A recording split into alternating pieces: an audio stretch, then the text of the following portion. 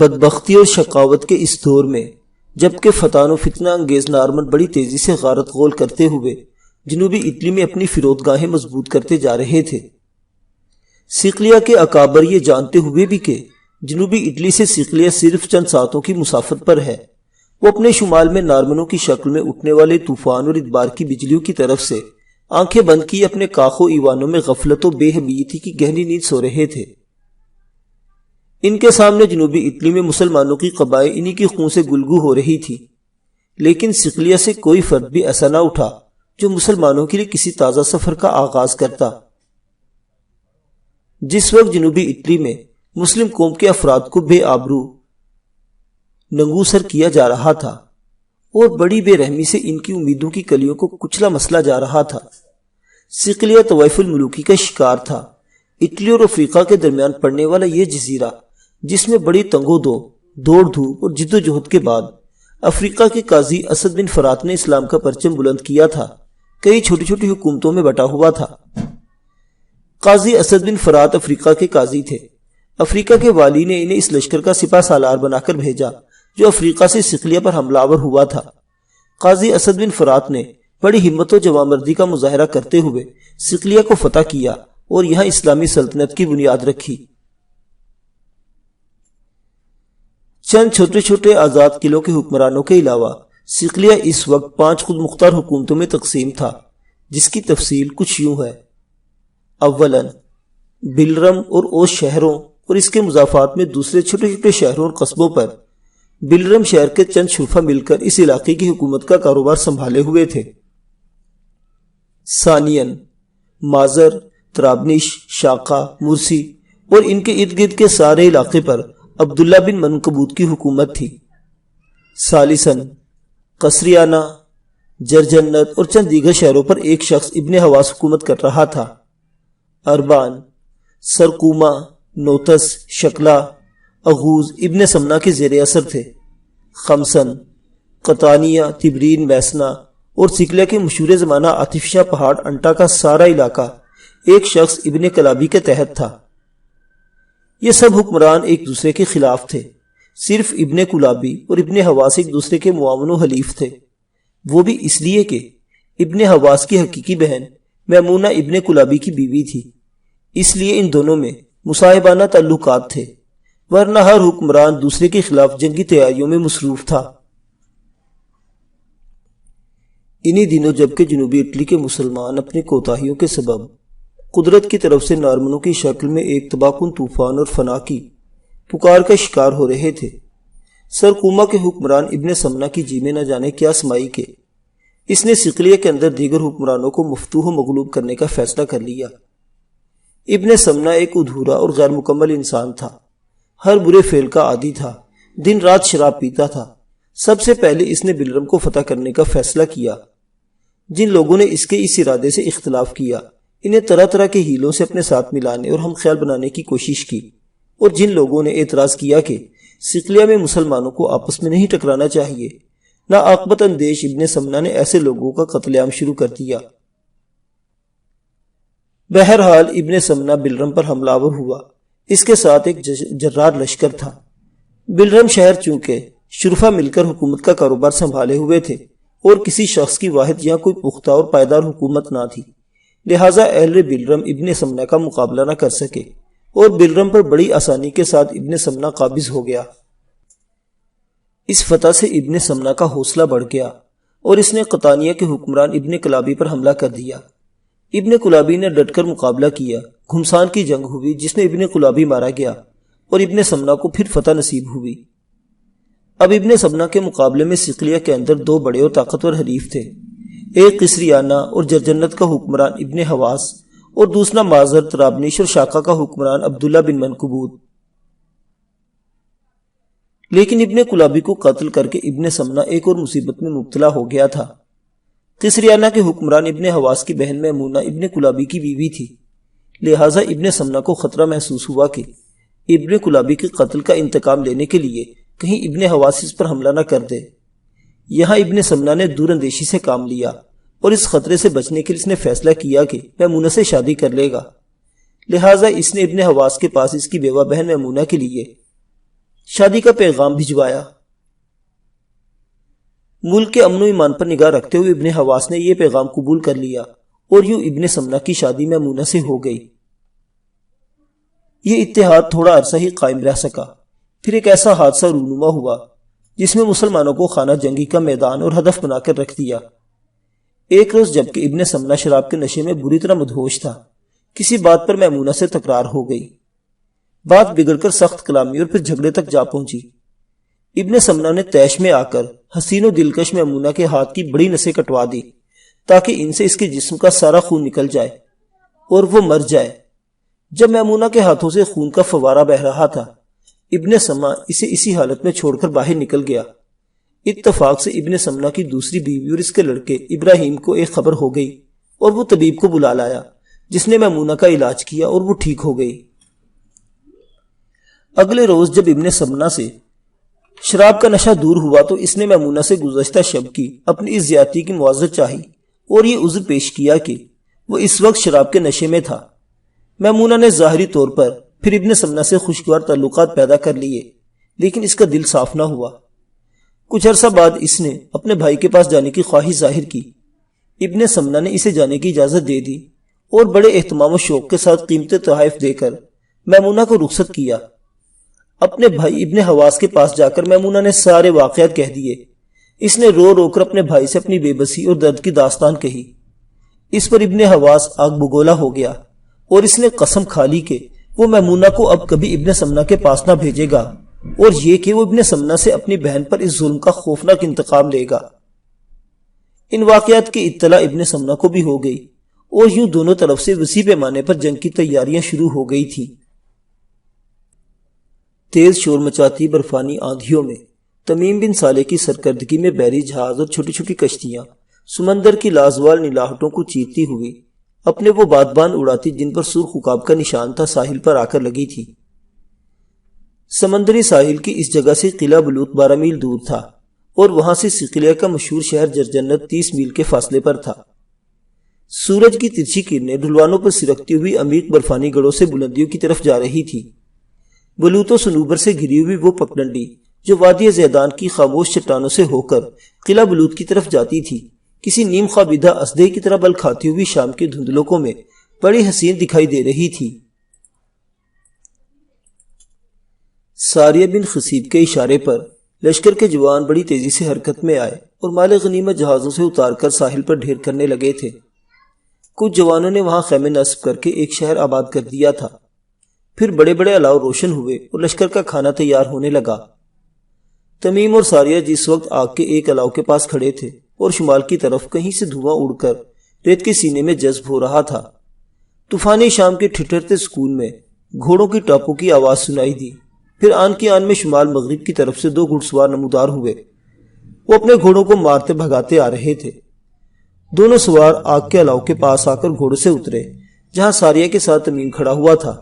پھر ان میں سے ایک مؤدب ہو کر بولا اور تمیم کو مخاطب کیا، اگر میں غلطی پر نہیں تو آپ تمیم بن صالح ہیں؟ تمیم مسکرا دیا، ہاں میں ہی تمیم بن صالح ہوں۔ ابن البابا نے آپ کو بلایا ہے، انہوں نے کہا ہے کہ آپ آج شام کا کھانا ان کے ساتھ قلعہ بلوط میں کھائیں گے۔ انہیں ہماری آمد کی اطلاع کیسے ہوئی؟ ان کے جاسوس انہیں پل پل کی خبریں دیتے ہیں۔ انہوں نے یہ بھی کہا تھا کہ غنیمت کے 3 حصے ساریہ بن خصیب اپنے ساتھ لے جائے۔ تمیم نے ساریہ بن خصیب کی طرف دیکھتے ہوئے کہا، ساریہ، وہ سب جوان جنہیں ہم نے نارمنوں کی قید سے رہائی دلائی ہے اجازت دو کہ وہ اپنے گھروں کو لوٹ جائیں۔ ان میں سے اگر کوئی ہمارے لشکر میں لوٹ کر آئے گا تو اس کا خیر مقدم کیا جائے گا، اور جو اس زندگی کو خیر بات کہنا پسند کرے گا اس پر کوئی پابندی و قید نہ ہوگی۔ میں ابن البابا کے پاس جاتا ہوں، اگر مجھے روکنے کی کوشش کی گئی تو میں کل تو خود آ جاؤں گا۔ قریب ہی کھڑا ایک سپاہی بھاگتا ہوا گیا اور تمیم کا گھوڑا لے آیا۔ تمیم جب گھوڑے پر سوار ہونے لگا تو اس نے اپنے قریبی کھڑے ربیہ کے بھائی سعد بن زبیر پر نظر پڑی۔ تمیم نے مسکراتے ہوئے پوچھا، سعد، اپنے ماموں سے ملنے میرے ساتھ نہ چلو گے؟ سعد نے بڑی بے رخی سے جواب دیا، میرا کوئی ماموں نہیں، اس نے مجھ سے دھوکہ کیا ہے۔ اپنا پاؤں رکاب میں جماتے جماتے تمیم پھر سیدھا کھڑا ہو گیا۔ اس کے چہرے کا رنگ سرخ ہو گیا تھا۔ اپنا گھوڑا چھوڑ کر وہ پیچھے ہٹا اور ساریہ کو ایک طرف لے جاتے ہوئے بولا، یہ سعد بن زبیر کیسا انسان ہے ساریہ، اور ابن البابا کے ساتھ اس نے کیسا دھوکہ کیا ہے۔ واللہ اگر میں اس کے متعلق سب کچھ جانتا ہوتا اور پھر یہ میرے ساتھ سب سپاہیوں کے سامنے اس طرح غلط اور گستاخانہ رویہ اختیار کرتا تو قسم مجھے حتیم کعبہ کی، میں اس کے گریبان سے پکڑ کر اسے نیلے سمندر کے پاتال میں اتار دیتا۔ ساریہ نے رازدارانہ لہجے میں کہا، یہ سخت لالچی، حریص اور کینہ پرور انسان ہے۔ یہ اس امید پر رضاکاروں کے لشکر میں شامل ہوا تھا کہ ابن البابا جو اس کا ماموں ہے، رضاکاروں کا سرپرست ہوتے ہوئے اسے جنوبی اٹلی میں لڑنے والے رضاکاروں کا سالار بنا دے گا، لیکن چونکہ ابن البابا نے اسے نظر انداز کر کے مایوس کیا ہے، لہٰذا اس نے اس کے خلاف زہر اگلا ہے۔ تمیم نے پھر پوچھا، میدان جنگ میں اس کی کارکردگی کیسی ہوتی ہے؟ مایوسی کا اظہار کرتے ہوئے ساریہ نے کہا، ایک عام بلکہ تیسرے درجے کا سپاہی ہے۔ تمیم واپس مڑا اور اپنے گھوڑے کی طرف بڑھا۔ رکاب میں پاؤں جمانے سے پہلے اس نے ایک نگاہ سعد بن زبیر پر ڈالی جس میں نفرت اور بیزاری تھی۔ سعد بھی تمیم کی نگاہوں کا مطلب جان گیا تھا، لہٰذا اپنے ہونٹوں پر زبان پھیرتے اس نے خوش آمدی لہجے میں کہا، میں نے سنا ہے آپ کا تعلق عرب کے مشہور یمنی قبیلے بنو عباد سے ہے اور آپ نوتس شہر کی نواحی بستی الامارہ کے رہنے والے ہیں۔ میرا گھر بھی نوتس کی ایک نواحی بستی قریطت الشت میں ہے۔ میرے باپ کا نام زبیر ہے، وہ سرقوسا کے حکمران ابن سمنہ کے جرنیل ہیں۔ اگر آپ کبھی وہاں سے گزر کر اپنے گھر جائیں تو ہمارے ہاں ضرور آئیں، میں آپ کا خیر مقدم کروں گا۔ آپ نے مجھے نارمنوں سے رہائی دلائی ہے، اس لحاظ سے آپ میرے محسن ہیں۔ تمیم نے اس کی بات کا کوئی جواب نہ دیا۔ ایک جست کے ساتھ اپنے گھوڑے پر سوار ہوا۔ غصے میں اس نے اپنے سرکش گھوڑے کو ایک سخت ایڑ لگائی اور دو سوار اسے لینے آئے تھے۔ ان کے ساتھ وہ شمال کے رخ پر اپنا گھوڑا سر پر دوڑا رہا تھا۔ صنوبر و بلود کے درختوں سے گھری ہوئی اس پگڈنڈی پر جو پراسرار برف پوش اور بلوری چٹانوں کے اندر گھوڑے کی نال کی طرح طویل چکر کاٹتی ہوئی آگے بڑھتی گئی تھی، اس کا سفید گھوڑا اس بگلے کی طرح اڑا جا رہا تھا جو دن بھر پیٹ بھرنے کے بعد شام کے وقت آشیانے کی طرف لوٹتا ہے۔ 10 میل کا فاصلہ طے کرنے کے بعد جب وہ اپنے دونوں ساتھیوں کے ساتھ ایک کوہی ندی کا چوبی پل عبور کر رہا تھا، اس نے دیکھا پل کے اس پار کھڑے ایک محافظ نے اپنے پھیپڑے کی پوری قوت سے قرن پھونک دیا تھا۔ شاید وہ ابن البابا کو تمیم کی آمد کا اشارہ کر رہا تھا۔ کوہی ندی کا وہ چوبی پل عبور کرنے کے بعد تمیم نے دیکھا وہاں سے صرف 1 فرلانگ کے فاصلے پر قلعہ بلود کی فصیل کا سلسلہ شروع ہو گیا تھا۔ وہ پہاڑ کے اوپر سے پتھر سے بنا ہوا ایک مضبوط اور بلند ترین قلعہ تھا جس کے 3 اطراف میں بلند پہاڑ تھے۔ چوتھی طرف وہ کوہی ندی تھی جسے اس نے چوبی پل عبور کیا تھا، اور یہ ندی مشرق کی طرف سے قلعے کے لیے بہترین حصار کا کام دے رہی تھی۔ تمیم جب اپنے ان دونوں ساتھیوں کی رہنمائی میں قلعہ بلود کے صدر دروازے پر آیا تو اسے دیکھتے ہی کئی مسلح پہرے دار حرکت میں آئے اور انہوں نے بھاری بھرکم دروازہ کھول دیا۔ تمیم جب قلعے کے اندر داخل ہوا تو اس نے دیکھا قلعے کے اندر ایک عظیم الشان شہر آباد تھا۔ سڑکیں، گلیاں، کوچے اور در و بام سب مشلوں کی تیز روشنی میں دوپہر کی طرح چمک رہے تھے۔ ایک سپاہی بھاگتا ہوا آیا اور تمیم کے گھوڑے کی باگ پکڑی۔ اس نے تمیم کے گھوڑے کو روک لیا تھا۔ تمیم نے دیکھا مشلوں کی تیز روشنی میں اس سے تھوڑی ہی دور ابن البابا اور راہب یوحنا کھڑے تھے۔ پھر اس نے یہ بھی دیکھا ایک سپاہی جس کے ہاتھ میں اطلس کے غلاف میں لپٹا ہوا قرآن پاک تھا راہب یوحنا کے پاس آ کر رکا۔ اسے دیکھتے ہی راہب نے پہلے اپنے گلے سے سلیب اتاری، پھر ہاتھ میں پکڑی ہوئی انجیل اور وہ سلیب اس نے قریب ہی کھڑے ایک دوسرے سپاہی کو تھما دی۔ راہب یوحنا نے اس سپاہی کے ہاتھ سے قرآن پاک لے لیا۔ اس کی گردن جھک گئی تھی اور وہ قرآن پاک کو بوسے دینے لگا تھا۔ کافی دیر تک راہب کی گردن جھکی رہی۔ تمیم کو یوں محسوس ہوا جیسے راہب مقدس کتاب کو بوسے دینے کے ساتھ ساتھ ہچکیاں لے کر رو رہا تھا۔ اس کے قریب ہی کھڑے قلعہ بلود کے حاکم عبد البابا کی گردن بھی جھکی ہوئی تھی۔ راہب یوحنا نے اپنا سر آہستہ آہستہ اوپر اٹھایا۔ اس کی آنکھیں آنسوؤں سے تر تھیں۔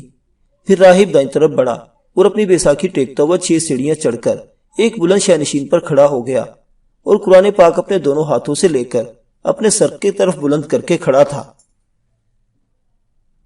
اسی لمحہ وہ سپاہی جس نے تمیم کے گھوڑے کی باگ پکڑ رکھی تھی تمیم کو لے کر اس شاہنشین کی طرف بڑھا۔ جب تمیم اپنے گھوڑے پر سوار ہو کر شاہنشین کے پاس سے گزرا تو راہب قرآن پاک کو تمیم کے سر پر لے جاتے ہوئے زور زور سے چلاتے ہوئے بولا، اہلم و سہلن یا ابن الصالح، اہلم و سہلن۔ تمیم نے جو اس جوان تنومند اور خوبصورت راہب کی طرف دیکھا جو اپنی کٹی ہوئی بائیں ٹانگ کی جگہ بیساکھی کے سہارے کھڑا تھا، جس وقت اس نے قرآن مقدس بلند کر رکھا تھا اور تمیم اس کے نیچے سے گزرا تھا، تمیم نے مشلوں کی تیز روشنی میں اس پراسرار راہب کی آنکھوں میں آنسو کے موٹے موٹے قطرے تیر رہے تھے۔ شاید وہ شکر اور خوشی کے آنسو ہوں، پر اس کی اس حالت پر تمیم بن صالح پس کر رہ گیا تھا۔ ابن البابا آگے بڑھا اور تمیم کے گھوڑے کی باگ پکڑ لی۔ تمیم نے اپنے گھوڑے سے کود جانا چاہا، لیکن ابن البابا نے اسے پکڑ کر روک لیا اور مسکراتے ہوئے کہا، میرے سامنے تم جیسا مجاہد گھوڑے پر بیٹھا ہی اچھا لگتا ہے۔ میرے خط کے مطابق تم نے 2 منہ میں سر کی ہیں، اس پر میں تمہیں مبارکباد دیتا ہوں۔ تمیم نے اپنی گردن جھکاتے ہوئے کہا، مجھے افسوس ہے میں آپ کی بہن کو نہ بچا سکا، وہ ریو کی بندرگاہ میں نارمنوں کے ہاتھوں ماری گئی تھی۔ آپ کی بھانجی سالم کے ساتھ اپنے گھر کی طرف روانہ ہو گئی تھی۔ اپنے ہونٹوں پر زبان پھیرتے ہوئے ابن البابا نے کہا، مجھے اپنے بہن کے بارے اطلاع ہو چکی ہے، لیکن اس سے تمہاری شجاعت و بصالت پر کوئی حرف نہیں آتا۔ تم رضاکاروں کے ہی نہیں، میرے قلعے کی حفاظتی افواج کے بھی سپہ سالار ہو۔ آج تمہاری آمد قلعہ بلوت میں ایک معزز مہمان کی ہے۔ آج رات تم میرے ساتھ ہی میری رہائش گاہ میں رہو گے۔ اتنی دیر تک راہب یوحنا آہستہ آہستہ شہ نشین سے اترا۔ قرآن پاک اس نے محافظ کو تھما دیا۔ پہلے کی طرح اس نے گلے میں سلیب اور کندھے پر انجیل لٹکا لی تھی۔ پھر اس نے تمیم کے گھوڑے کی باگ پکڑ لی اور اپنی بیساکھی ٹیکتا ہوا آگے بڑھنے لگا۔ تمیم بن صالح ایک ہی جس میں اپنے گھوڑے سے کود گیا اور راہب یوحنا کے ہاتھ سے اپنے گھوڑے کی باگ واپس لینے کی کوشش کرتے ہوئے اس نے رقت آمیز آواز اور ایثار زدہ لہجے میں کہا، واللہ جس گھوڑے کی باگ آپ نے پکڑ رکھی ہو اس پر تمیم بن صالح سوار نہیں ہو سکتا۔ تمیم نے دیکھا یوحنا کی کیفیت عجیب و غریب ہو گئی تھی۔ اس کی آنکھوں میں چمک اود کر آئی تھی جیسے خرمن کے طویل سلسلے کو آگ لگ گئی ہو۔ پھر اس کی چٹانوں جیسی مسحور کن آواز ابھری، صالح کے بیٹے، تم ہر طرح سے مجھ جیسے لنگڑے لولے انسان سے اجمل و افضل ہو۔